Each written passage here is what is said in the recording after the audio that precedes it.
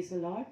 அபிஷேக அப்போஸ்தல கிறிஸ்தவ சபையின் சார்பாக இந்த நாளின் காலை ஆராதனைக்கு நாங்கள் உங்களை அன்போடு வரவேற்கிறோம். கர்த்தர் நல்லவர், அவர் கிருபை என்றும் உள்ளது. நாம் ஒருமனப்பட்டவர்களாக ஜெபித்து இந்த ஆராதனையை ஆரம்பிப்போம். அன்பின் பிதாவே, நாங்கள் உண்மை நன்றியுள்ள இருதயத்தோடு துதிக்கிறோம், ஸ்தோத்தரிக்கிறோம். நீர் மிகவும் நல்லவர், உம்முடைய கிருபை என்றும் உள்ளதப்பா. ஆண்டவரை, நாங்கள் நிற்கிறதும் நிர்மூலமாகாமல் இருக்கிறதும் கர்த்தருடைய கிருபையே. அவருடைய இரக்கங்களுக்கு முடிவில்லை, அவைகள் காலைதோறும் புதியவைகளாய் இருக்கிறது. உம்முடைய உண்மை பெரிதா இருக்கிறது. ஆண்டவரே, உம்மை நன்றியோடு துதிக்கிறோம், ஸ்தோத்தரிக்கிறோம் அப்பா. இந்த பூமியிலே ஆண்டவரே, உம்முடைய நாமத்தை கர்த்தாவை உயர்த்தும்படியாக, உம்முடைய வார்த்தையை கேட்கும்படியாக இந்த நாளையும் எங்களுக்கு கூட நீர் கூட்டி கொடுத்த தயவுக்காக உமக்கு ஸ்தோத்திரம். இஸ்ரவேலின் துதிகளுக்குள் வாசமாய் இருக்கிற தேவரீரே, பரிசுத்தரப்பா. தேவ சன்னிதானத்தில் எங்களை தாழ்த்துகிறோம். ஒரு முறை கூட இயேசுவே, உம்முடைய பரிசுத்த இரத்தத்தினாலே என்னையும் எங்களையும் கழுவி சுத்தம் செய்யும் ஆண்டவரே. கர்த்தாவே, நன்றியப்பா. தேவ சமூகத்தை அளவில்லாமல் நாங்கள் அனுபவிக்க எங்களுக்கு வேண்டிய கிருபையை தாரும். உம்முடைய சமூகத்திலே அப்பா, மண்டையிலே நீர் எங்களை இழுத்து கொள்ளும் ஆண்டவரே. நன்றி செலுத்துகிறோம். வேற என்ன வேண்டும் அப்பா?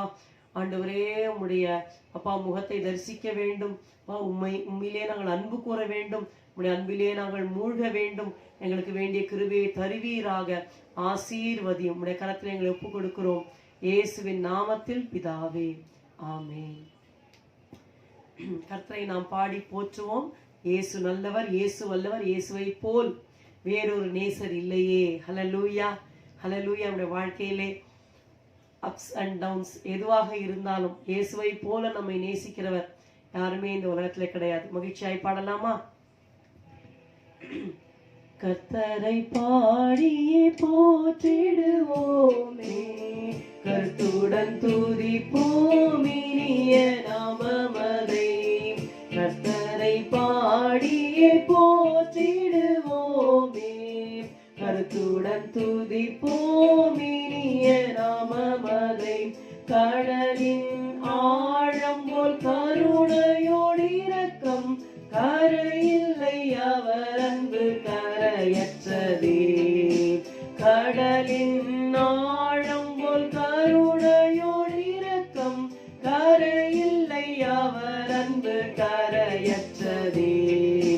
இயேசு நல்லவர், இயேசு வல்லவர், என் இயேசுவை போல் வேறொரு நேசர் இல்லையே. இயேசு நல்லவர், இயேசு வல்லவர், நம் இயேசுவை போல் வேறொரு நேசர் இல்லையே. கொடுமையோ சீரல் பெருவெள்ளம் போல அடிக்கையில் மோதியே மதில்களின் மீதே. கொடுமையோ சீரல் பெருவெள்ளம் போல அடிக்கையில் மோதியே மதில்களின் மீதே. வேலனும் இவ்வேளைக்கும் எளியோர்க்கும் திடனாய், வெயிலுக்கு ஒதுங்கும் விண்ணிழலுமானார். வேலனும் இவ்வேளைக்கும் எளியோர்க்கும் திடனாய், வெயிலுக்கு ஒதுங்கும் விண்ணிழலுமானார். இயேசு நல்லவர், இயேசு வல்லவர், என் இயேசுவை போல் வேறொரு நேசர் இல்லையே. இயேசு நல்லவர், இயேசு வல்லவர், நம் இயேசுவை போல் வேறொரு நேசர் இல்லையே. போராட்டம், சோதனை, நிந்தை, அவமானம் கோரமாய் வந்தும் கிருபையில் நிலைக்க. போராட்டம், சோதனை, நிந்தை, அவமானம் கோரமாய் வந்தும் கிருபையில் நிலைக்க. தேவகுமாரனின் விசுவாசத்தாலே நான் ஜீவித்து சேவிக்க திடமளித்தார். தேவகுமாரனின் விசுவாசத்தாலே நான் ஜீவித்து சேவிக்க திடமளித்தார். இயேசு நல்லவர், இயேசு வல்லவர், என் இயேசுவை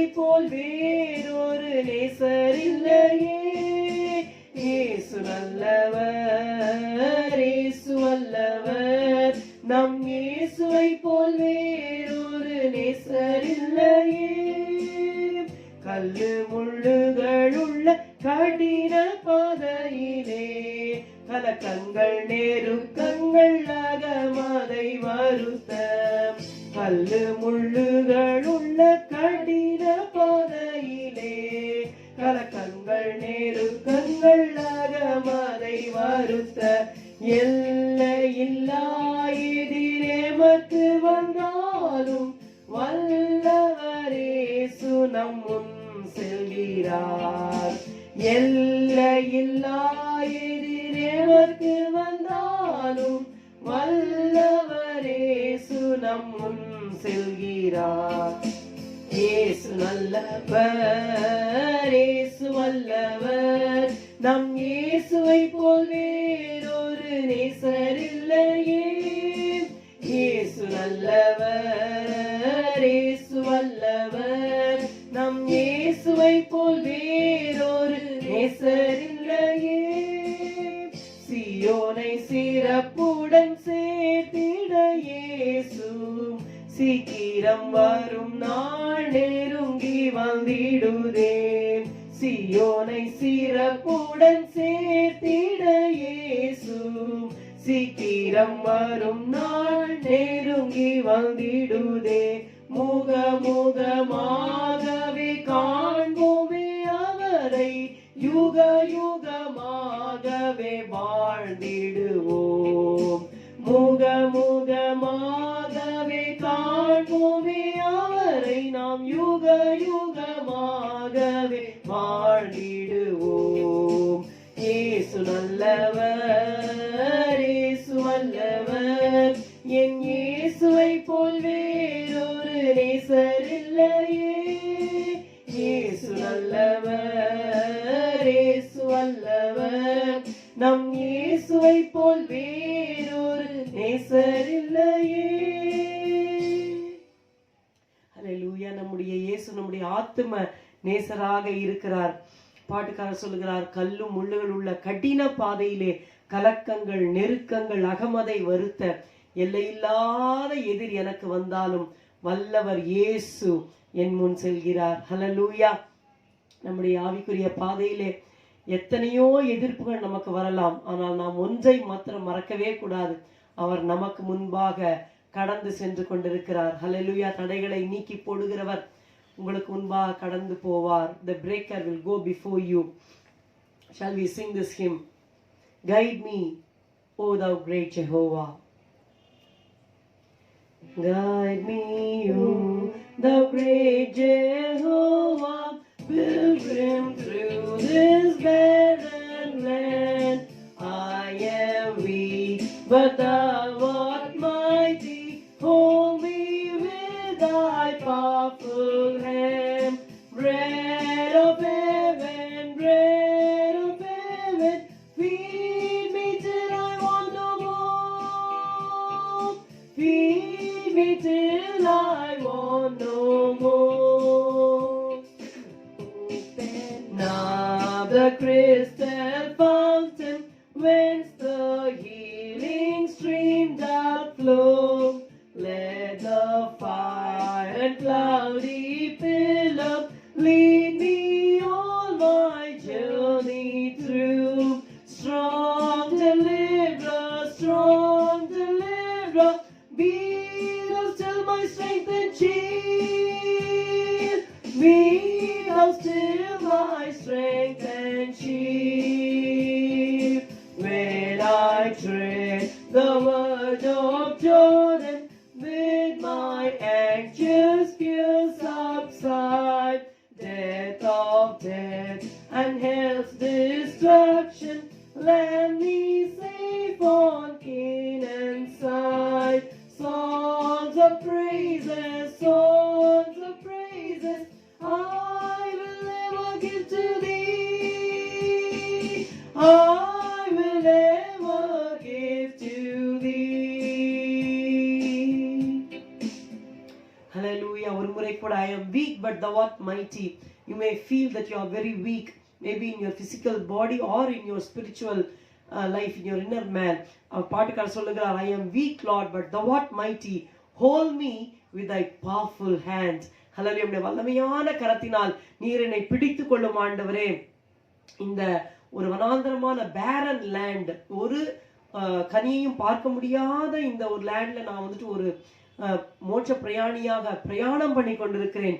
guide me O thou great Jehovah, pilgrim through this barren land என்று பாடுவோம். bread of heaven, bread of heaven, feed me till I want no more. என்னை நிரப்பும், உடைய வசனத்தினால் நிரப்பும் என்று சொல்லி ஒரு முறை கூட ஒப்பு கொடுத்த அந்த முதல் பல்லவியை நாம் பாடுவோம்.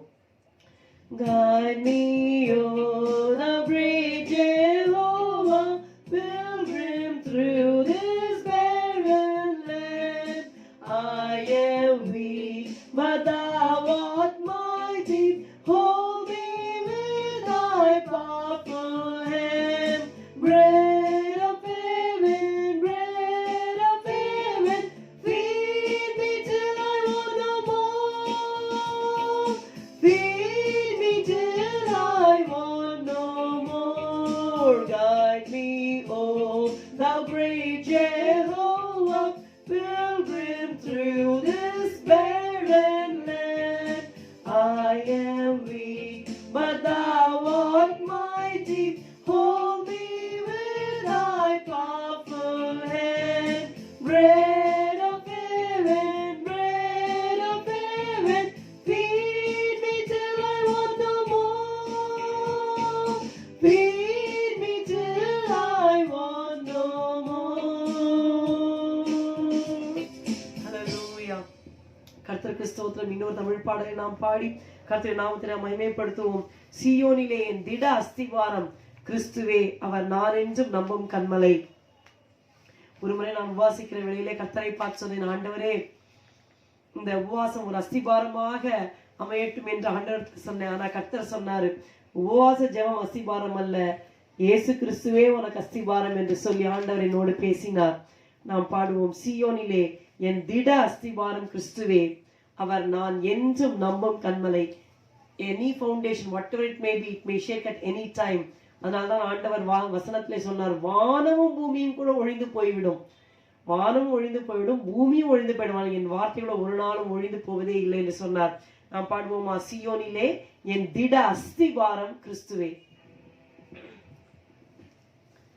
சீயோனிலே என் திட அஸ்திபாரம் கிறிஸ்துவே, அவர் நான் என்றும் நம்பும் கன்மலை, அவர் நான் என்றும் நம்பும் கன்மலை. கலங்கிடுவேனோ பதறிடுவேனோ, கர்த்தரில் விசுவாசம் இருக்கையிலே. கலங்கிடுவேனோ பதறிடுவேனோ, கர்த்தரில் விசுவாசம் இருக்கையிலே. அசையா என் நம்பிக்கை நங்கூரமே, இயேசுவில் மாத்திரமே. அசையா என் நம்பிக்கை நங்கூரமே, இயேசுவில் மாத்திரமே. சீயோனிலே என் திட அஸ்திவாரம் கிறிஸ்துவே, அவர் நான் என்றும் நம்பும் கன்மலை, அவர் நான் என்றும் நம்பும் கன்மலை. புயல் அடித்தாலும் அலை மோதினாலும், எவர் எனக்கெதிராய் எழும்பினாலும். புயல் அடித்தாலும் அலை மோதினாலும், எவர் எனக்கெதிராய் எழும்பினாலும். எனக்கு எட்டாத உயரத்திலே எடுத்தவர் நிறுத்திடுவார். எனக்கு எட்டாத உயரத்திலே எடுத்தவர் நிறுத்திடுவார். சீயோனிலே என் திட அஸ்திபாரம் கிறிஸ்துவே, அவர் நான் என்றும் நம்பும் கன்மலை, அவர் நான் என்றும் நம்பும் கன்மலை. வியாதினாலே காயம் வரும், வாடியே மரண நிழல் சுழினோ. வியாதினாலே தூங்கி மாடிய மரண நிழல் சுழினோம் விசுவாசத்தின் கரத்தாலவர் வாக்கை நான் பற்றிடுவேன் விசுவாசத்தின் கரத்தாலவர் வாக்கை நான் பற்றிடுவேன் சீயோனிலே நிட அஸ்திவாரம் கிறிஸ்துவே அவர் நான் என்றும் நம்பும் கண்மலை அவர் நான் என்றும் நம்பும் கண்மலை மா பரிசுத்த விசுவாசத்தாலே மா பரிசுத்த ஸ்தலம் ஏகிடவே மா பரிசுத்த விசுவாசத்தாலே மா பரிசுத்த ஸ்தலம் ஏகிடவே இறை வழியாம் தம் சரீரத்தினால் திறந்தாரை தூய வழி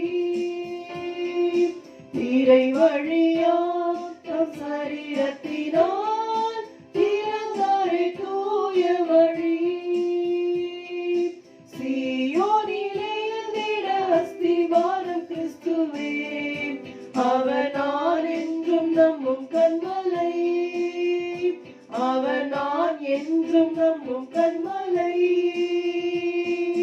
நான் விசுவாசிப்போரில் நான் அறிவேன் எல்லையை படைத்திட்டேன் அவர் கரத்தில் நான் விசுவாசிப்போரில் நான் அறிவேன் எல்லையை படைத்திட்டேன் அவர் கரத்தில் முடிவு வரை என்னை நடத்திடுவார்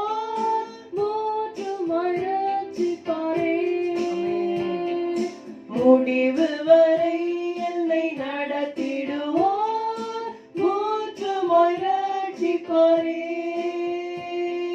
சீயோனிலே நிட அஸ்திவாரம் கிறிஸ்துவே அவர் நான் என்றும் நம்பும் கண்மலை அவர் நான் என்றும் நம்பும் கண்மலை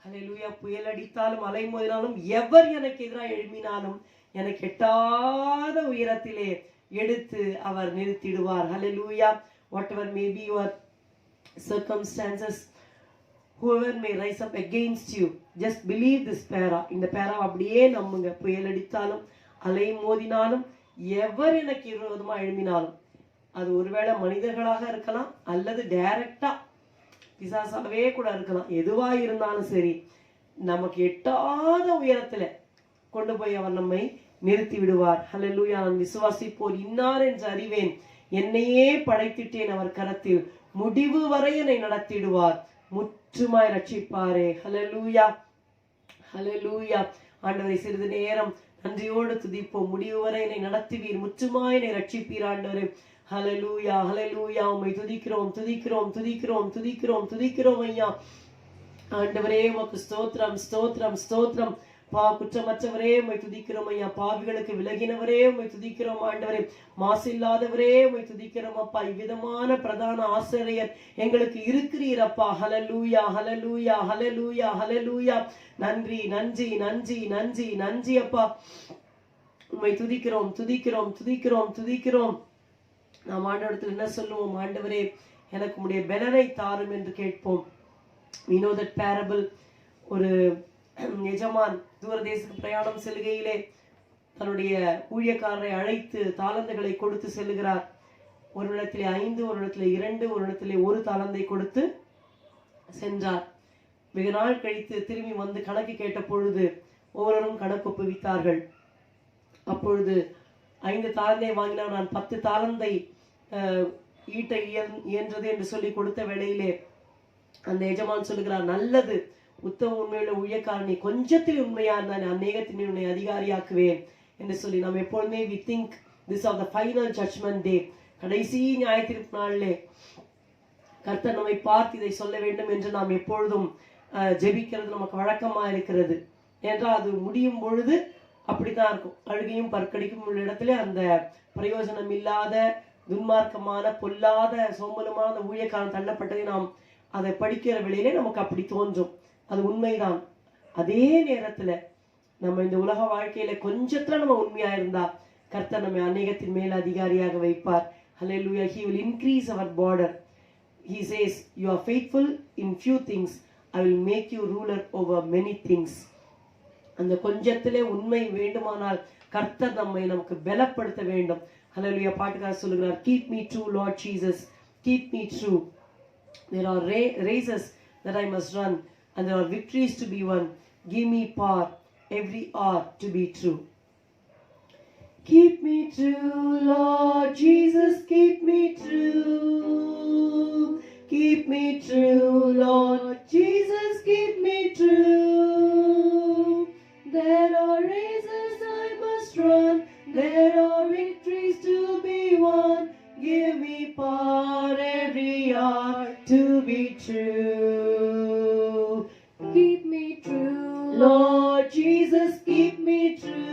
ஜெபமா பாடுவோம். Keep me true Lord Jesus, keep me true. There are races I must run, there are victories to be won. Give me power every hour to be true. மெய்யானாக என்னை காருமே, எந்த நன்பின் இயேசு நாயகா. ஓட வேண்டிய ஓட்டமுண்டு, ஜெயிக்க வேண்டிய ஜெயமுண்டு, என்னாலும் உம்பேலன் தாருமே. மெய்யோனாக என்னை காருமே,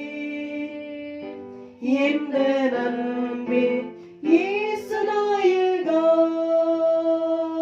ஓட வேண்டிய ஓட்டமுண்டு, ஜெயிக்க வேண்டிய ஜெயமுண்டு, என்னாலும் உம்பேலன் தாருமே,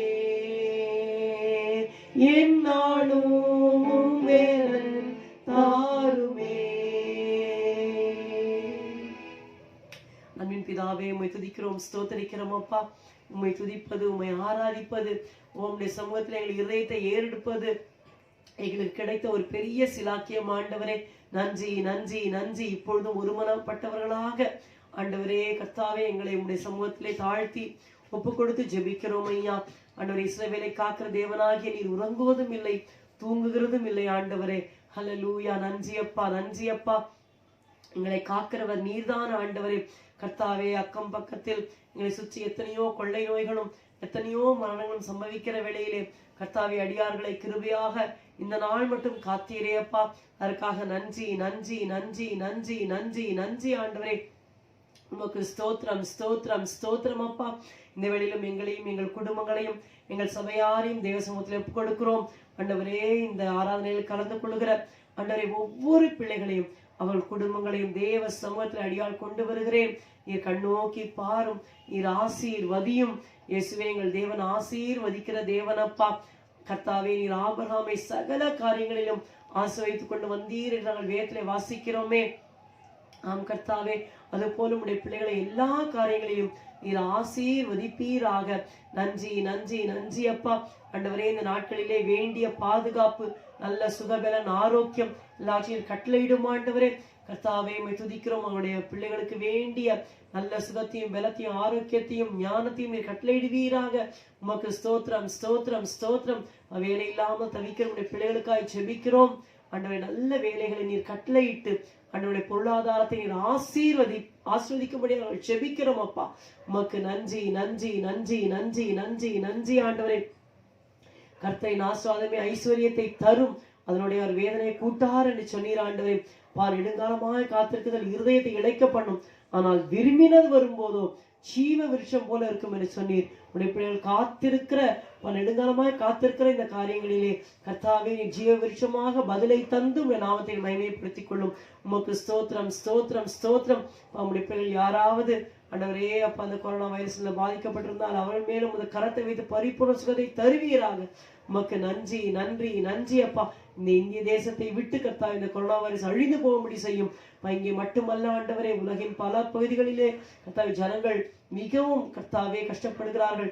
ஒவ்வொருவரையும் விடுதலையாக்கும் ஐயா. இந்த அப்பா, இந்த பெருந்தொற்று உலகத்தை விட்டே ஒழியும்படி ஒரு நல்ல வேக்சினை கண்டுபிடிக்கிற உதவி செய்யும் ஆண்டவரே. இயேசுவே உமக்கு ஸ்தோத்திரம் ஸ்தோத்திரம் ஸ்தோத்திரம் ஸ்தோத்திரம் ஸ்தோத்திரம் ஸ்தோத்திரம் அப்பா. நன்றி செலுத்துகிறோம், நன்றி செலுத்துகிறோம், நன்றி செலுத்துகிறோம். எல்லாவற்றையும் எங்கள் ஆண்டவர் இயேசுவின் கரத்திலே நாங்கள் தாழ்த்தி ஒப்பு கொடுக்கிறோம் அப்பா. அதை பொறுப்பெடுத்துக் கொண்ட கிருபைக்காக உமக்கு ஸ்தோத்திரம் ஸ்தோத்திரம் அப்பா. இப்பொழுது கேட்க போற வார்த்தையை நீர் ஆசீர்வதித்து எங்களுடைய வாழ்க்கையிலே பிரயோஜனமாக்கி தாரும் ஆண்டவரே. எங்களுடைய வாழ்க்கையை நாங்கள் நடைமுறைப்படுத்தி அதனால் எல்லா ஆசீர்வாதங்களையும் பெற்றுக்கொள்ள உதவி செய்யும். உம்முடைய நாமத்திற்கே மகிமை வரப்பண்ணும். இயேசுவின் நாமத்தில் பிதாவே, ஆமென் ஆமென். Praise the Lord. சங்கீதம் 34:15 வாசிக்கிறேன். கர்த்தருடைய கண்கள் நீதிமான்கள் மேல் நோக்கமா இருக்கிறது, அவருடைய செவிகள் அவர்கள் கூப்பிடுதலுக்கு திறந்திருக்கிறது. கர்த்தருடைய கண்கள் நீதிமான்கள் மேல் நோக்கமா இருக்கிறது, அவருடைய செவிகள் அவர்கள் கூப்பிடுதலுக்கு திறந்திருக்கிறது. கர்த்தருடைய ஜெபத்தை கேட்கிற தேவனாக இருக்கிறார். 1 பேதுரு 3:12 இதே வசனத்தை நாம் புதிய ஏற்பாட்டிலே அப்போஸ்தலனாகிய பேதுரு நம்மிடத்திலே பேசும் பொழுது அவர் சொல்லுகிறார், கர்த்தருடைய கண்கள் நீதிமான்கள் மேல் நோக்கமா இருக்கிறது, அவருடைய செவிகள் அவர்கள் வேண்டுதலுக்கு கவனித்திருக்கிறது. The Lord listens to our petitions and requests. அப்படியே லிசன் பண்ணி அவர் கேட்கிறார். அதை லிசன் பண்றதுக்கு முன்பாக கர்த்தருடைய கண்கள் நம்மேல் நோக்கமா இருக்கிறது. இந்த நாளிலே கர்த்தர் யாரை நோக்கி பார்க்கிறார் என்று 3 குறிப்புகள் உங்களோட நான் பேச விரும்புகிறேன். கர்த்தருடைய வார்த்தை எனக்கு இந்த வசனம் மிகவும் ஆசீர்வாதமாக அமைந்தது. என்னுடைய ஜெப வாழ்க்கைக்கு ஒவ்வொரு முறை நான் ஜெபிக்கிற வேளையிலே கர்த்தாவே உம்முடைய கண்கள் என் மேல் நோக்கமா இருக்கிறது, உம்முடைய செவிகள் என்னுடைய கூப்பிடுதலுக்கு திறந்து இருக்கிறது என்று சொல்லி நான் ஜெபிக்கிறேன். நீங்களும் இந்த வசனத்தை ஒரு வாக்குத்தத்தமாக நீங்கள் சொல்லி நீங்கள் ஜெபிக்கிற வேளையிலே உங்களுடைய விசுவாசம் பன்மடங்காக பெருகும். ஹல்லேலூயா. கர்த்தர் யாரை நோக்கி பார்க்கிறார்? அவருடைய கண்கள் யாரை நோக்கி பார்க்கிறது? முதலாவதாக நியாயாதிபதிகளின் புஸ்தகம் 6ஆம் அதிகாரம் 14ஆம் வசனத்தை வாசிக்கிறேன். Judges chapter 6 and verse 14. அப்பொழுது கர்த்தர் அவனை நோக்கி பார்த்து, அப்பொழுது கர்த்தர் அவனை நோக்கி பார்த்து, உனக்கு இருக்கிற இந்த பலத்தோட போ, நீ இஸ்ரவேலை மீதியானின் கைக்கு நீங்களாக்கி ரட்சிப்பாய், உன்னை அனுப்புகிறவர் நான் அல்லவா என்றார். இந்த சம்பவம் நாம் அறிந்திருக்கிறோம். கர்த்தர் கிதியோனை நோக்கி பார்த்தார். இந்த கிதியோனின் சம்பவம் எப்பொழுது வருகிறது என்றால் நியாயாதிபதிகளின் புஸ்தகத்திலே வருகிறது.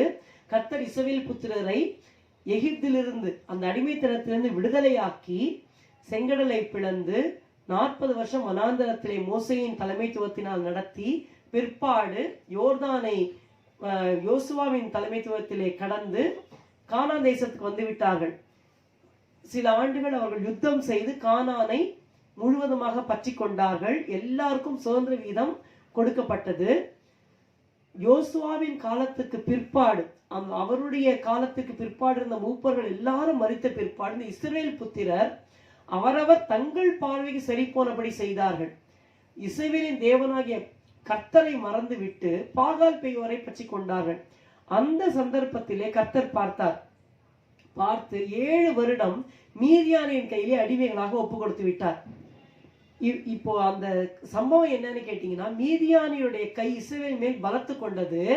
இவர்கள் எப்படிப்பட்டவர்கள்? வெட்டுக்கிளிகளை போல் திரளாக இந்த மீதியானியர் வருவார்கள்.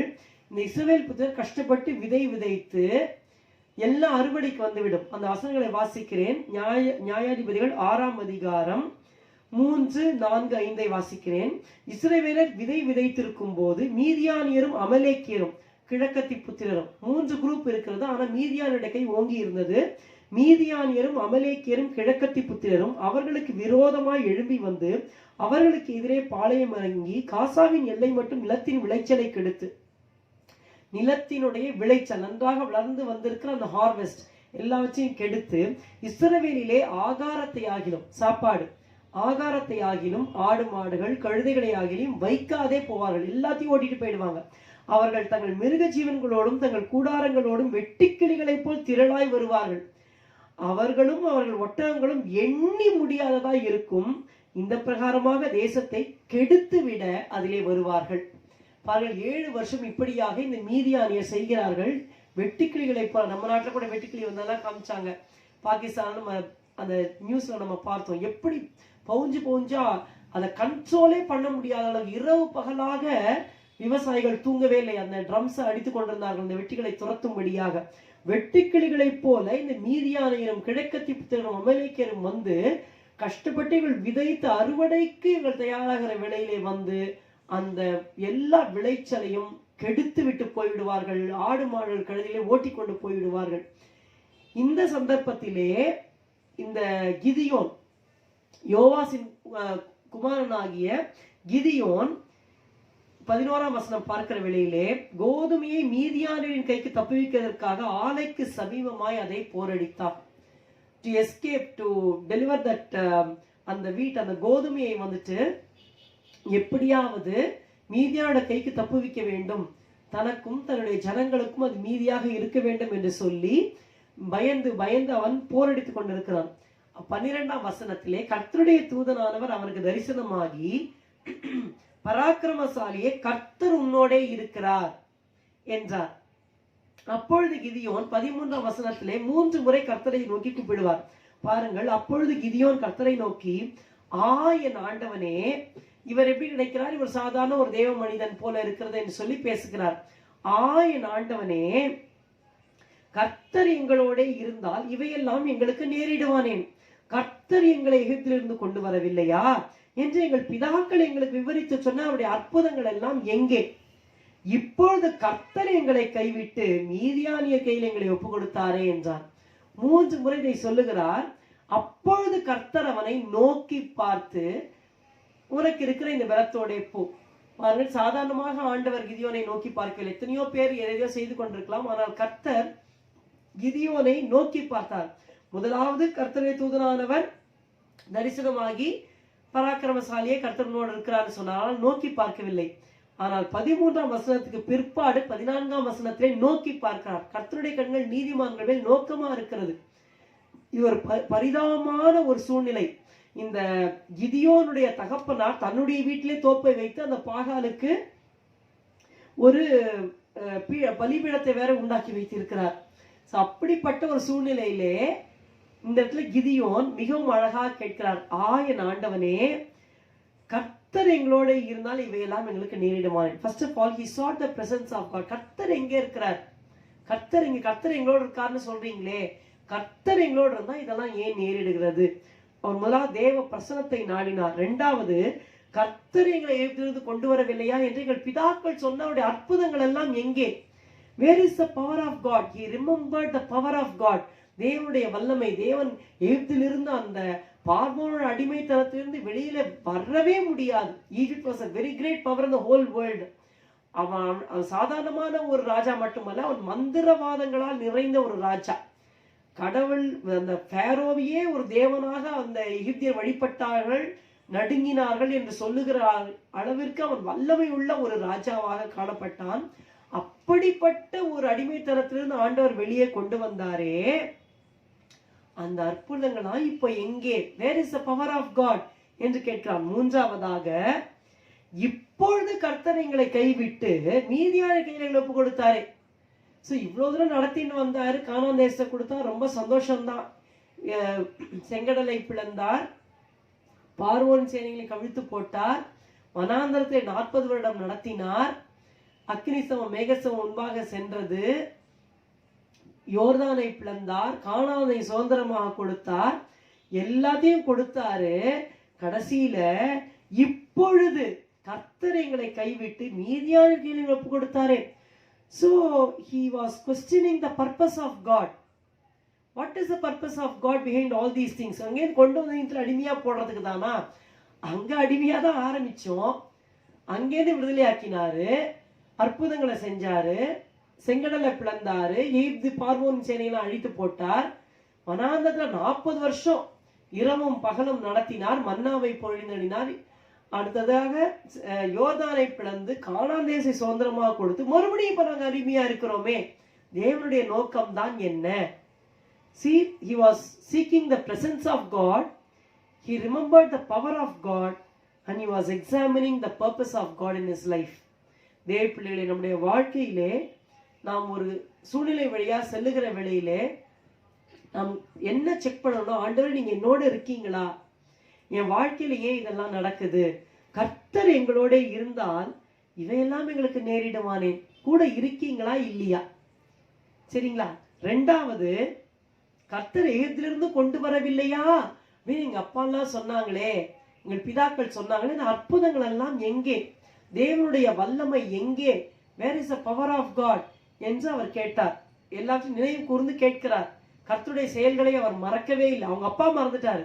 அவங்க அப்பா வீட்டிலேயே பாகாலுக்கு ஒரு தோப்பே பண்ணி வச்சிருக்கிறார். ஆனா மகன் இந்த கிதியோன் கர்த்தருடைய அற்புதங்களை மறக்கல. ஷார்ட்டா சொல்லணும்னா கர்த்தரை மறக்கல. மூன்றாவதாக, இப்பொழுது வாட் இஸ் த பிரசன்ட்? இந்த கதையெல்லாம் இருக்கட்டும், பாஸ்ட் இருக்கட்டும், கர்த்தர் என்னோட இருக்க, இதெல்லாம் சொல்றதெல்லாம் நல்லா இருக்கு. இப்பொழுது கர்த்தரை எங்களை கைவிட்டு மீதியானியர் கையில ஒப்பு கொடுத்துட்டாரு, இப்ப நாங்க அடிமைகளா தானே இருக்கிறோம் என்று சொல்லி வாழ்க்கையின் நோக்கம் என்ன என்று சொல்லி அவர் கேட்டார். அப்பொழுது கர்த்தர் அவனை நோக்கி பார்த்து, நியாயாதிபதிகள் 6:14, அப்பொழுது கர்த்தர் அவனை நோக்கி பார்த்து. நம்முடைய வாழ்க்கையில நாம் சரி செய்ய வேண்டிய அல்லது செக் பண்ண வேண்டிய 3 திங்ஸ் என்னன்னா, whether God is with me. I had to check whether the presence of God is with me. Second, I had to remember the power of God in my very difficult situation. And third, examine whether we are the center of the purpose of God. முதலாவது, தேவனுடைய சமூகம் என்னோடு இருக்கிறீரா ஆண்டவரே என்று சொல்லி கேட்டு நாம் தெரிந்து கொள்ள வேண்டும். ரெண்டாவது, செக் பண்ணணும். விட்டு கர்த்தர் இருப்பார்னு நினைச்சுக்க கூடாது. மரியாளும் யோசேப்பும் என்ன நினைத்தார்கள்? உறவினர்கள் கூட்டத்தில் இயேசு இருப்பார் என்று நினைத்து போயிட்டாங்க. அங்க இயேசு இல்லை. அப்புறம் தேடிக்கிட்டு திரும்பி வராங்க. 3 நாள் கழிச்சு வந்தா ஆண்டவர் தேவாலயத்திலே அந்த நன்றாக படித்தவர்கள் மத்தியிலே, வேதபாரர் மத்தியிலே பேசி கொண்டிருக்கிறார்.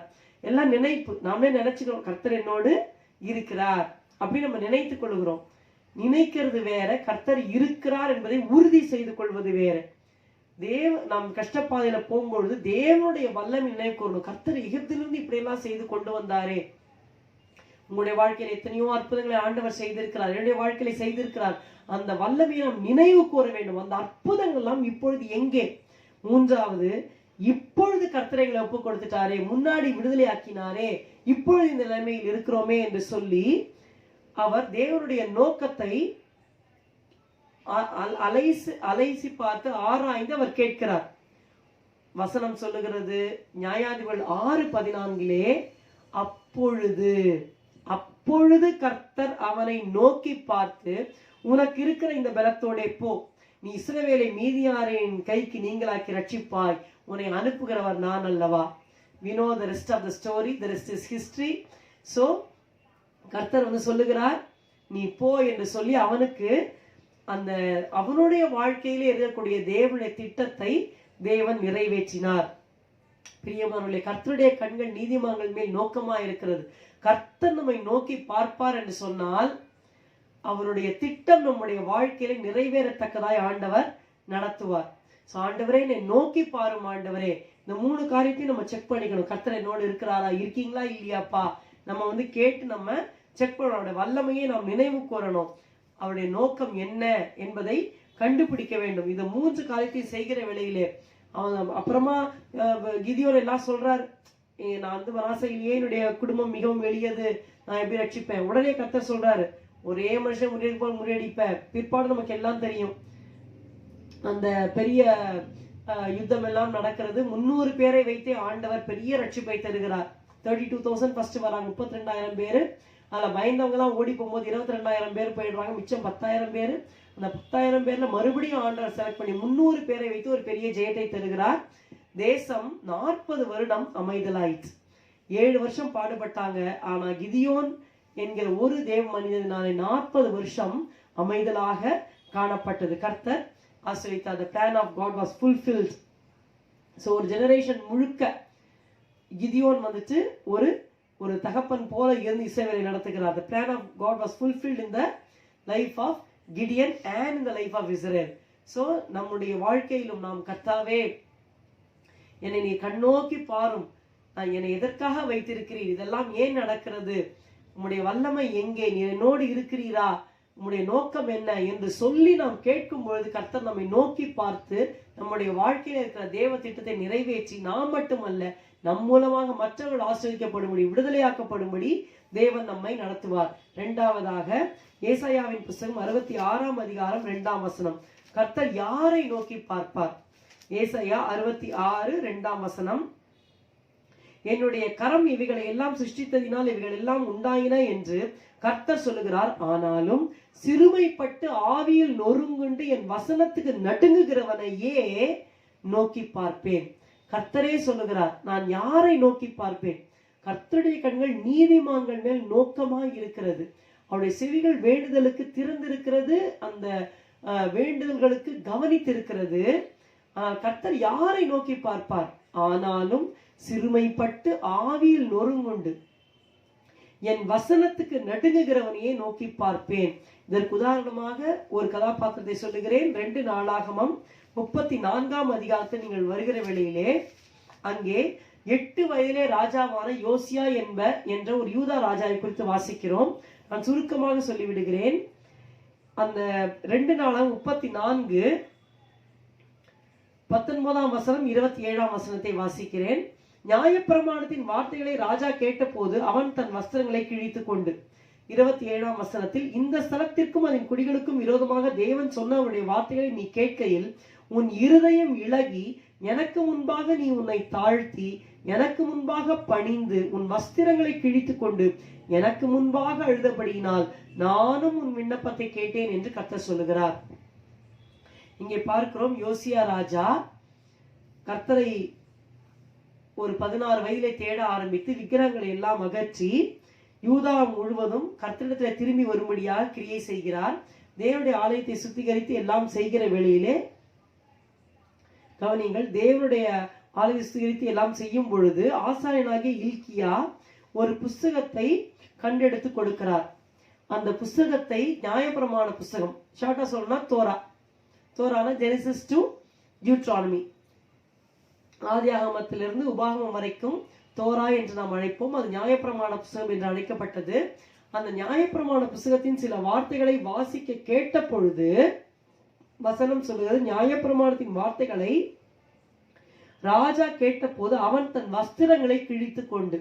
ஒரு ராஜா அவர் சொல்லியிருக்கலாம், எப்போ எழுதப்பட்டது ஏதோ கதை புஸ்தகம் மாதிரி என்னமோ எழுதியிருக்காங்க அப்படின்னு அவர் விட்டுருக்கலாம். ஆனா அந்த வசனத்தை கேட்ட உடனே சிறுமைப்பட்டு ஆவியில் நொறுங்குண்டு வசனத்துக்கு நடுங்கினார். கர்த்தர் யோசியா ராஜாவை நோக்கி பார்த்தார். நம்ம கூட தேவனுடைய வார்த்தை வருகிற வேளையிலே கர்த்தர் பேசுகிறாரு, இது என் கணவனுக்கு தான் பேசுகிறார், இது என் மனைவிக்கு தான் பேசுகிறார், இது என் பிள்ளைகளுக்கு தான் என்று யாருக்கோ நம்ம டைவர்ட் பண்ணி விட்டுக்கிட்டே இருக்கோம். ஆனா இந்த வசனம் எனக்கு தான், ஆண்டவர் என்னோட தான் பேசுகிறார் என்று எடுக்க நமக்கு மனதே இல்லை. அவங்களுக்கு தான் பேசுறாரு, இவங்களுக்கு தான் கர்த்தர் பேசுறார் என்று நாம் யாருக்கோ நினைக்கிறோம். கர்த்தருடைய வசனம் நமக்கு நேராக வரும் பொழுது, ஆண்டவரே நீர் என்னோடு பேசுகிறீர், என்னுடைய பாவத்தை சுட்டி காட்டுகிறீர் என்று நாம் தாழ்த்தி வசனத்துக்கு ஒப்பு கொடுக்கும் பொழுது கர்த்தர் சொல்லுகிறார். கீழே இந்த ஆசீர்வாதம் என்னவென்றால், இதோ நீ எனக்கு முன்பாக அழுததை நான் கண்டேன், எனக்கு முன்பாக நீ தாழ்த்தினாய், இதோ நான் இந்த ஸ்தலத்தின் மேலும் இந்த குடிகளின் மேலும் வரப்பண்ணும் எல்லா பொல்லாப்பையும் உன் கண்கள் காணாதபடிக்கு நீ சமாதானத்தோடே உன் கல்லறையில் சேர்த்து கொள்ளப்பட நான் உன்னை உன் பிதாக்கள் அண்டையிலே சேர பண்ணுவேன் என்கிறார் என்று சொன்னான். பாருங்க, ஆக்சுவலி இந்த ராஜாவும் அந்த ஜனங்களும் அழிஞ்சு போயிருக்கணும். கர்த்தருடைய கோபம் அவங்க மேல் சொரியப்பட போற நேரம் அது. ஆனா இந்த ராஜா இந்த வார்த்தைகளை கேட்ட உடனே இருதயம் இளகி கர்த்தருக்கு முன்பாக தன்னை தாழ்த்தி பணிந்து வஸ்திரங்களை கிழித்து கொண்டு கர்த்தருக்கு முன்பாக அழுதபடினாலே. யாராவது ஜென்ஸ் யாராவது அழுவாங்களா? யாராவது மரணமே ஆயிட்டா கூட ஒரு சொட்டு கண்ணீர் சில பேர் கண்ணில் வரவே துக்கமா இருப்பாங்க, சில பேரால அழவே முடியாது. ஆனா இந்த ராஜா கர்த்தருடைய வார்த்தைகளை கேட்ட பொழுது அவருடைய இருதயம் இளகி கர்த்தருக்கு முன்பாக அழுதாராம். ஆகையினால கர்த்தர் சொன்னாரு, என்னுடைய கோபம் நீ உயிரோடு இருக்கும்போது ஊற்றப்படாது, உன் கண்கள் இந்த சாபங்களை பார்க்காது. அது சாபம் என்று அந்த இடத்துல பயங்கரமா பின்னாடி எல்லாம் வரும். அந்த வசனத்தை நீங்கள் பார்த்தீங்களானா கர்த்தருடைய சாபம் ஊற்றப்பட போகிற நேரம் அது. ஆனா அதெல்லாம் வராதுன்னு ஆண்டவர் தடுத்து இவனுக்கு சொல்லுகிறார், உன் கண்கள் காணாதபடிக்கு நீ சமாதானத்தோடே உன்னுடைய ஓட்டத்தை முடிப்பாய். So he was given a peaceful end. நம்முடைய ஆவிக்குரிய ஜீவியத்திலும் நாம் ஓடிக்கொண்டே இருக்கிறோம். நமக்கு முடிவு நமக்கு சமாதானமா இருக்க வேண்டுமானால் ஒவ்வொரு முறையும் நாம் என்ன செய்யணும்? ஆண்டவரே, இந்த வசனம் எனக்காக வருகிறது, இந்த வசனத்துக்கு முன்பாக என்னை தாழ்த்துகிறேன் ஆண்டவரை, என்னோடு தான் நீர் பேசுகிறீர், என் பாவத்தை தான் உணர்த்துகிறீர் என்று சொல்லி அந்த வசனத்தை எனக்கு என்று நான் எடுக்கும் பொழுது என்னுடைய முடிவை ஆண்டவர் சமாதான முடிவாக மாற்றுவார். ஆனாலும் சிறுமைப்பட்டு ஆவியில் நொறுங்குண்டு என் வசனத்துக்கு நடுங்குகிறவனையே நோக்கி பார்ப்பேன் என்று கர்த்தர் சொல்லுகிறார். மூன்றாவதாக சங்கீதம் 138:6 வாசிக்கிறேன். கர்த்தர் யாரை நோக்கி பார்க்கிறார்? கர்த்தர் உயர்ந்தவராய் இருந்தும் தாழ்மை உள்ளவனை நோக்கி பார்க்கிறார். கர்த்தருடைய கண்கள் நீதிமான்கள் மேல் நோக்கமாய் இருக்கிறது. யாரை ஆண்டவர் நோக்கி பார்க்கிறார்? யாருடைய ஜெபத்தை கேட்கிறார்? பாருங்கள், சங்கீதம் 138:6. கர்த்தர் உயர்ந்தவராய் இருந்தும் தாழ்மை உள்ளவனை நோக்கி பார்க்கிறார், மேட்டிமையானவனையோ தூரத்திலிருந்து அறிகிறார். தாழ்மை உள்ளவர்களை கர்த்தர் நோக்கி பார்க்கிறார். அது சரியான உதாரணமாக லூக்கா 1:48 பாருங்கள். மரியாள் சொல்லுகிறாள், அவர் தம்முடைய அடிமையின் தாழ்மையை நோக்கி பார்த்தார். ஹல்லேலூயா. அவர் தம்முடைய அடிமையின் தாழ்மையை நோக்கி பார்த்தார். யாரை ஆண்டவர் நோக்கி பார்ப்பார்? யாருடைய ஜெபத்தை ஆண்டவர் கேட்க போகிறார்? யாரை கவனிக்க போகிறார்? யாருக்கு விடுதலை தரப்போகிறார்? தாழ்மையானவர்களுக்கு. அவர் தம்முடைய அடிமையின் தாழ்மையை நோக்கி பார்த்தார். இது முதல் எல்லா சந்ததிகளும் என்னை பாக்கியவதி என்பார்கள். இது மரியாளுக்கு மட்டுமல்ல, நாமும் அந்த தாழ்மையை தெரிந்தெடுக்கும் பொழுது we will have a praiseworthy life. நமக்கும் ஒரு நல்ல புகழ்ச்சியான பாக்கியமான ஒரு வாழ்க்கையை ஆண்டவர் நமக்கு தருவார். இந்த இடத்துல மரியாள் எப்படி தன்னை தாழ்த்தினாள் என்று சொன்னால் நமக்கு தெரியும். தேவதூதன் சொல்லுகிறார், நீ கர்ப்பவதியாகி ஒரு குமாரனை பெறுவாய். உடனே இவங்க சொல்றாங்க, எனக்கு இன்னும் கல்யாணம் ஆகலையே, புருஷனை அறியேனே. இவங்களுடைய பிளான் என்னன்னா, கல்யாணம் ஆனப்பற குழந்தை பிறந்தா சந்தோஷம்தான். கல்யாணம் ஆகும்போது யோசேப்போட ஃபர்ஸ்ட் பார்ன், ஓ தேவகுமாரனே பிறந்துட்டா என்ன மகிழ்ச்சி. இப்போ உலகத்துல எவ்வளவு பணக்காரங்க இருந்திருப்பாங்க. அந்த யூதியா தேசத்துல பணக்காரங்க எல்லாமே வந்திருப்பாங்க. யூதையா, சமேரியா, கல்யா, அந்த இடத்துல இருந்து ஆண்டவர் எந்த ஒரு யூத மகளை வேணாலும் தெரிந்து கொண்டிருக்கலாம். ஆனா இவன் ஏழையான பொண்ணு, வசதியே இல்லை. அப்போ நிச்சயமாய்க்கப்பட்டிருக்கு. கல்யாணம் ஆனவுடனே ஃபர்ஸ்ட் குழந்தை தேவகுமார்னு சொன்னா ரொம்ப மகிழ்ச்சியா இருந்திருக்கும். அதனால இவன் கேட்கிறா, எனக்கு இன்னும் கல்யாணம் ஆலியே, கல்யாணம் பிறந்தப்புற வரப்போற ஃபர்ஸ்ட் குழந்தை தானே கேட்கிறா. அவதான் கேட்கிறா, இது எப்படி ஆகும், புருஷனை அறியேனே.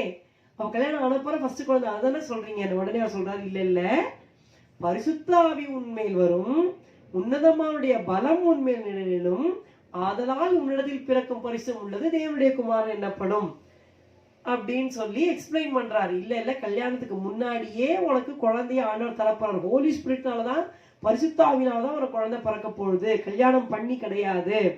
அப்போ சொல்றாரு, உன்னுடைய இனத்தாளா எலிசபெத்து மலடின்னு பேர் பெற்றவனுக்கு இப்ப இது 6ஆம் மாதம், தேவனால் கூடாத காரியம் ஒன்றுமில்லை. அப்பொழுது மரியாள் சொல்லுகிறார் 1:38, அதற்கு மரியாள், இதோ நான் ஆண்டவருக்கு அடிமை. நம்மளா இருந்தா என்ன பண்ணிருப்போம்? ஆண்டவர் இதெல்லாம் ரொம்ப அநியாயம் ஆண்டவர், அதெல்லாம் முடியாது, அப்புறம் என் பேர் கெட்டு போயிடும், கல்யாணம் பண்ணிட்டு அப்புறம் நீங்க எனக்கு கொடுங்க, தேவகுமாரனை கொடுங்க, அதுக்கு முன்னாடிலாம் எனக்கு வேண்டாம், நம்ம ஆர்கியூ பண்ணியிருப்போம்.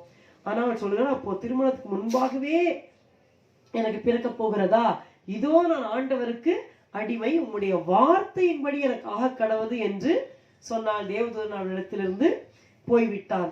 பாருங்க, when we commit ourselves to the word of God, it is called as humility. கர்த்தருடைய வார்த்தைக்கு நம்மை ஒப்பு கொடுப்பது தாழ்மையை குறிக்கிறது. இரண்டாவது, லூக்கா 2:35 சிமியோன் ஆசீர்வதிக்கிறார். பிள்ளையே பிறந்த இயேசுவாகிய பிள்ளையை எடுத்து ஆசீர்வதித்தார். அப்பொழுது ஆசீர்வதித்து மரியாளை பார்த்து சொல்லுகிறார், உன் ஆத்துமாவையும் ஒரு பட்டயம் உருவி போகும் என்றான். பாருங்க, it's a very hard life. நல்லா இயேசுவோட நல்லா வாழ்ந்து நல்லா கல்யாணம் பண்ணி அம்மா அப்பாவை நல்லா பார்த்துப்பாங்க அப்படின்னா பரவாயில்ல. ஆனா அப்படி இல்லை.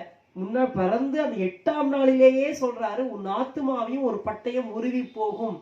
ஆண்டவராய் இயேசு என்னதான் அவர் மேசியாவாக எழுந்தருளி மற்றொரு சிந்தனைகள்லாம் வெளியரங்கமாக போகிறது, இவர் அடையாளமாவார் எல்லாம் சொன்னாலும் கடைசியா உன்னோட ஆத்மா ஒரு பட்டயம் உருவி போகும். ஒரு நாள் வரும், உன் மகன் நீ இவ்வளவு கஷ்டப்பட்டு நீ வளர்த்தாலும் அவர் சிலுவையில ஒரு நாள் தொங்கி உயிரை கொடுப்பார் என்பதை சொல்லாமல் ஒரு தீர்க்க தரிசனமாக சிமியோன் அந்த நாளிலே சொல்லுகிறார். அதையும் அவர்கள் ஏற்றுக்கொண்டு அப்படியே ஒப்பு கொடுத்தார்கள். She committed herself to the will of God. தேவனுடைய சித்தத்துக்கு ஒப்பு கொடுத்தார்கள். தேவனுடைய வசனத்திற்கும் தேவனுடைய சித்தத்திற்கும் நம்ம ஒப்பு கொடுக்கிறது தான் தாழ்மை என்று உங்களோடு நான் பேசிக் கொண்டிருக்கிறேன். அப்படி நாம் தாழ்மையா இருக்கும் பொழுது கர்த்தர் நம்மை கண்ணோக்கி பார்ப்பார். இதனால நம்ம கேட்கணும், ஆண்டவரே உண்மையான தாழ்மை எனக்கு தாரும், உங்களுடைய வசனத்துக்கு நான் என்னை ஒப்பு கொடுக்கணும், உங்களுடைய சித்தத்துக்கு ஒப்பு கொடுக்கணும். இன்னைக்கு நிறைய பேர் சித்தத்தை அறிந்து கொள்வார்கள், தெரிஞ்சுக்கணும் தெரிஞ்சுக்கணும் தெரிஞ்சுக்கணும் வாங்க, ஆனா எதிர்த்து நிற்பாங்க, வேற வழியில போவாங்க, ஷார்ட்கட் தேடுவாங்க. பிழையாம அப்படித்தான். ஆண்டவரே நீர் சொல்லும், நான் போகட்டுமா வேண்டாமா? தேவன் வந்து சொன்னா நீ போகாதே, அவங்க ஆஸ்வதிக்கப்பட்டவங்க, நீ சபிக்கிறதுக்கு போக வேண்டாம் அப்படின்னா, இவர் முதல்ல என்ன சொன்னாரு, நான் வரமாட்டேன். திரும்பி கொஞ்சம் அதிகமான ஆட்களை அனுப்பி வாரம் சொன்ன உடனே திரும்பி போய் கேட்கிறார், ஆண்டவரே நான் போகட்டுமா? கர்த்தர் போன்னு சொல்லிட்டார். அவர் விருப்பப்பட்டு சொல்லல, திரும்ப திரும்ப கேட்டுட்டே இருக்கும். ஒரு குழந்தை கேட்டுட்டே இருக்கும், நான் ஐஸ்கிரீம் சாப்பிட்டுமா? அம்மா சொல்லுவாங்க வேண்டாம், கோல்டு பிடிச்சிடும். திரும்பி வந்து கேட்கும், திரும்பி கேட்கும். அப்போ பார்ப்பாங்க, சரி போ சாப்பிடு போ. அப்புறம் என்ன ஆகும், கோல்டு, ஃபீவர், காஃப் எல்லாம் சேர்ந்து வரும். அது என்னன்னா பெர்மிசிபிள் இல்லை, சரி போ ஒழிஞ்சு போ அப்படின்னு சொல்லி விடுற மாதிரி ஆண்டவர் விட்டார். அப்போ ஆண்டவர் மறுபடியும் மறுபடியும் பிள்ளையாமை தடுத்து கொண்டே இருந்தார். அவனோட எண்ணம் சரியாக இல்லாதனால, பணத்துக்கு பின்பாக போனதுனால தடுத்தார். அதையும் புரிதல் திரும்பி திரும்பி போய் அதிலே விழுந்து நம்ம முடிவு தெரியும், அவனுடைய முடிவு சமாதான முடிவே இல்லை. அதனால நம்ம கர்த்தருடைய சித்தத்தை சில சமயம் அறிந்து கொள்வோம், ஆனா ஒப்பு கொடுக்கவே மாட்டோம். ஆனா மரியாள் அப்படி அல்ல, கர்த்தருடைய வார்த்தைக்கு தன்னை ஒப்பு கொடுத்தால், கர்த்தருடைய சித்தத்திற்கும் தன்னை ஒப்பு கொடுத்தார்கள். ஆகையினாலதான் அவளை எல்லாரும் இன்னைக்கு கூட நம்ம மேரி மேரி எல்லாரும் சொல்லி அந்த வச்சுக்கிறது காரணம் என்னன்னா, she gave herself to that life of submitting to God's word and will.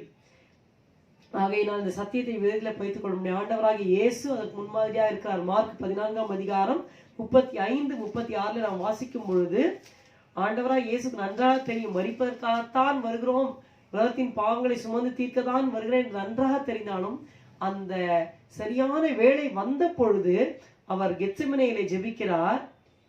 35-36 வாசிக்கிறேன். மார்க் 14:35-36. சற்று அப்புறம் போய் தரையிலே விழுந்து அந்த வேளை தம்மை விட்டு நீங்கி போக கூடுமானால் அது நீங்க வேண்டும் என்று வேண்டிக் கொண்டு, அப்பா பிதாவே எல்லாம் உம்மாலே ஆகும், இந்த பாத்திரத்தை என்னிடத்திலிருந்து எடுத்து போடும். எப்படி வெகமெண்டா ஆணித்தரமா ஆண்டவர் ஜெபிக்கிறார் பாருங்க. அப்பா பிதாவே எல்லாம் மாலே ஆகும், இந்த மனுமக்களை ரட்சிக்கணுமா, நீங்க எப்படி வேணா நீங்க ரட்சிக்கலாம், நீங்க என்ன வேணா பண்ணலாம், எல்லாம் மாலே ஆகும், இந்த பாத்திரத்தை என்னிடத்திலிருந்து எடுத்து போடும், ஆகிலும் என் சித்தத்தின்படி அல்ல உம்முடைய சித்தத்தின் படியே ஆக்கடவது என்றார்.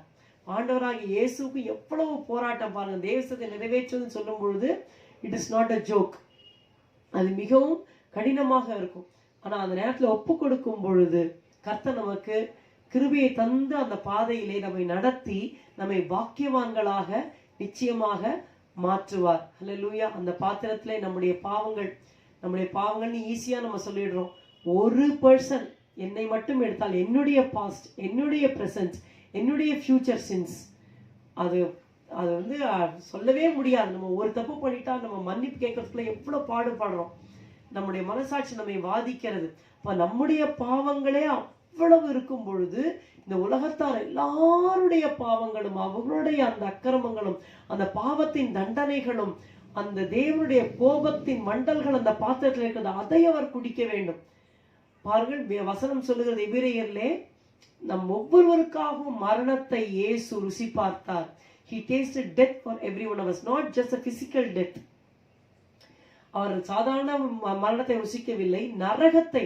ஒரு ஆத்மா நரகத்துக்கு போனால் எவ்வளவு வேதனைப்படுமோ நித்தியமாக அந்த நரக வேதனையை அவர் சிலுவையிலே அவர் அனுபவிக்க வேண்டும். அதுதான் அந்த பாத்திரத்துல இருந்தது. பிதாவானவர் சொன்னார், மகனே நீ இதை ஏற்றுக்கொள், இந்த பாத்திரத்தை ஏற்றுக்கொள் என்று சொல்லும் பொழுது நம்முடைய நரக வேதனையை ஆண்டவர் இயேசு ஏற்றுக்கொள்ள வேண்டியதாக இருந்தது. ஆனால் அதை அவர் என்ன ஜெபிக்கிறார், எப்படியாவது இந்த மனுமக்களை ரட்சித்துக் கொள்ளுமே, உம்மாலாகாதா, எப்படியாவது வரட்டுமே பரலோகத்துக்கு, நான் எதற்காக இந்த நரக வேதனையை அனுபவிக்க வேண்டும் என்று சொல்லி மிகவும் வருத்தத்தோடு ஜெபிக்கிறார். எல்லாம் ஆளாகும், அப்பா பிதாவே இந்த பாத்திரத்தை என்னிடத்தில் எடுத்து போடும், ஆகிலும் என் சித்தத்தின் படியில் உம்முடைய சித்தத்தின் படியே ஆக்கடுவது என்று ஒப்பு கொடுத்தார். நாம் அறிந்திருக்கிறோம், பிலிப்பியர் 2 அவர் மரண பரியந்தம் தம்மை தாழ்த்தினார், ஆதலால் தேவன் எல்லாத்துக்கும் மேலா உயர்த்தி இயேசுவின் நாமத்தில் வானோர் பூதலத்தோர் பூமியின் கீழான எல்லாருடைய முழங்காலும் முடங்கும்படிக்கான நாமத்தை பிதாவானார் அவருக்கு அருளினார் என்று வாசிக்கிறோம். He will give us a praiseworthy life. Hallelujah. So கர்த்தர் யாரை நோக்கி பார்க்கிறார்? கர்த்தருடைய கண்கள் நீதிமான்கள் மேல் நோக்கமா இருக்கிறது. யாரை கண்ணோக்கி பார்க்கிறார்? முதலாவது கிதியோனை நோக்கி பார்த்தார். தேவனுடைய திட்டத்தை அவனுடைய வாழ்க்கையில் நிறைவேற்றும்படி நோக்கி பார்த்தார். அதற்குரிய காரணம் அந்த வழிநடத்தலை உங்களுக்கு கூறினேன். இரண்டாவது, ஒரு சமாதானமான முடிவை தரும்படி நம்மை நோக்கி பார்க்கிறார். எப்பொழுது நோக்கி பார்ப்போம்? வசனத்துக்கு நடுங்கும் பொழுது, ஒப்பு கொடுக்கும் பொழுது. மூன்றாவது, கர்த்தருடைய வார்த்தைக்கும் சித்தத்துக்கும் மரியாள் ஒப்பு கொடுத்ததுனால மரியாளை கர்த்தர் நோக்கி பார்த்தார். அவள் சொல்லுகிறார், கர்த்தர் தம்முடைய அடிமையின் தாழ்மையை நோக்கி பார்த்தார். இது முதல் எல்லா சந்ததிகளும் என்னை பாக்கியவதி என்று சொல்லுவார்கள். ஹல்லேலூயா. இந்த 3 குறிப்புகளை மனதிலே வைத்துக் கொள்ளும். கர்த்தாவே, நீ என்னை கண்ணோக்கி பாரும் ஐயா. எனக்கு இருக்கிறது ஒரே ஒரு வாழ்க்கை. என்னை கண்ணோக்கி பார்த்து உடைய திட்டத்தை என் வாழ்க்கையில் நிறைவேற்றும். என்னை கண்ணோக்கி பாரும். வசனத்துக்கு நான் நடுங்குகிறேன். எனக்கு சமாதானமான ஒரு முடிவை தாரும் ஆண்டவரே. நீ என்னை கண்ணோக்கி பாரும் ஆண்டவரே. மரியாளை நோக்கி பார்த்தீரே. உடைய வசனத்துக்கும் சித்தத்துக்கும் என்னை நான் அர்ப்பணிக்கிறேன் ஆண்டவரே. இயேசுவே, நான் என்னை பாக்கியவானாக என்னை மாற்றும் என்று சொல்லி இந்த வேளையிலே நாம் ஒப்பு கொடுப்போம். ஹல்லேலூயா. கண்ணோக்கி பாரும் தேவா, என்னை கண்ணோக்கி பாரும் தேவா, ஒத்தாசை அனுப்பும் பர்வதமே, ஒத்தாசை அனுப்பும் பர்வதமே, கண்ணோக்கி பாரும் தேவா, என்னை கண்ணோக்கி பாரும் தேவா, கண்ணோக்கி பாரும் தேவா, இயேசு தேவா, கண்ணோக்கி பாரும் தேவா. அன்பின் பிதாவே, உம்மை துதிக்கிறோம், ஸ்தோத்திரிக்கிறோம் அப்பா. ஆண்டவரே, கிதியோனை கண்ணோக்கி பார்த்தீர், யோசியாவை கண்ணோக்கி பார்த்தீர், மரியாளை கண்ணோக்கி பார்த்தீர் ஆண்டவரே. ஹல்லேலூயா. ஆண்டவரே, அது போல நாளே எங்களை கண்ணோக்கி பார்த்து எங்களுடைய வாழ்க்கையிலே உம்முடைய திட்டத்தை நிறைவேற்றுவீராக. கிதியோன் உண்மையே பற்றி கொண்டான். தன் தகப்பனையோ ஆண்டவரே மற்ற காரியங்களை படித்துக் கொள்ள கர்த்தர் எங்கே, கர்த்தர் எங்கே, கர்த்தருடைய வல்லமை எங்கே, கர்த்தருடைய நோக்கம் என்ன என்று சொல்லி உண்மையே பிடித்துக் கொண்டான் ஆண்டவரே. அது போல நாங்களும் உம்முடைய சமூகத்தையே பற்றி கொள்ள, உம்முடைய நோக்கங்களையே பற்றி கொள்ள, உம்முடைய வல்லமையே நினைவு கூற எங்களுக்கு உதவி செய்யும் அப்பா. ஆண்டவரே, யோசியா கர்த்தருடைய வார்த்தையை கேட்ட போது இருதயம் இழகி அழுதது போல ஆண்டவரே, கர்த்தருடைய வசனங்களை உணர்த்துகிற வசனங்கள் வருகிற வேளையில எங்களை தாழ்த்தி ஆண்டவரே மனம் திரும்ப எங்களுக்கு உதவி செய்வீராக. உமக்கு ஸ்தோத்திரம், ஸ்தோத்திரம், ஸ்தோத்திரம். சமாதானமான ஒரு முடிவை யோசியாவுக்கு தந்தீரே, அது போல எங்களுடைய ஆவிக்குரிய வாழ்க்கையிலும் முடிவு சமாதானமாக அமைய உதவி செய்வீராக. உமக்கு ஸ்தோத்திரம், ஸ்தோத்திரம் அப்பா. மட்டுமல்லப்பா, மரியாளை கண்ணோக்கி பார்த்து மரியாள் மூலமாக இந்த உலகத்தை பிரவேசித்தீர். அது போல ஆண்டவரை நாங்களும் வசனத்திற்கும் சித்தத்துக்கும் ஒப்பு கொடுத்து வாழ உதவி செய்யும். எங்கள் மூலமாக இயேசுவானவர் அநேகருடைய உள்ளங்களிலே பிறக்க வேண்டும் ஆண்டவரே. இயேசுவே, உமக்கு ஸ்தோத்திரம், ஸ்தோத்திரம், ஸ்தோத்திரம், ஸ்தோத்திரம், ஸ்தோத்திரம் ஐயா. Oh, fulfill your plan in our life, Lord. Give us a peaceful and Lord, help us to live a praiseworthy life for you in this world. Thank you, Jesus. Thank you, Jesus. Thank you, Jesus. நன்றி ஆண்டவரே. அந்த வசனத்தை கேட்ட ஒவ்வொரு பிள்ளைகள் மேலும் உமது கரத்தை வைத்து தொட்டு நீர் ஆசீர்வதிப்பீராக. உமக்கு நன்றி, உமக்கு நன்றி. உம்முடைய நாமத்திற்கே மகிமை செலுத்துகிறோம். இயேசுவின் நாமத்தில் பிதாவே, ஆமென். என்னால் சேர்ந்து சொல்லுவோம். என் ஆத்மாவே கர்த்தரை ஸ்தோத்திரி, என் முழு உள்ளமே அவருடைய பரிசுத்த நாமத்தை ஸ்தோத்திரி. என் ஆத்மாவே கர்த்தரை ஸ்தோத்திரி. கர்த்தர் செய்த சகல உபகாரங்களை மறவாதே. அவருடைய அக்கிரமங்களை எல்லாம் மன்னித்து உன் நோய்களை எல்லாம் குணமாக்கி உன் பிராணனை அழிவுக்கு விலக்கி மீட்டு உன்னை கிருபையினாலும் இரக்கங்களினாலும் முடிசூட்டி நன்மையினால் உன் வாயை திருப்தியாக்குகிறார். கழுகுக்கு சமானமாய் உன் வயது திரும்ப வாழ வைது போலாகிறது. ஒடுக்கப்படுகிற யாவருக்கும் கர்த்தர் நீதியையும் நியாயத்தையும் செய்கிறார். ஆமென், ஆமென். கர்த்தர் தாமே உங்களை ஆசீர்வதிப்பாராக. கர்த்தர் உங்களோடு இருப்பாராக. ஆமென்.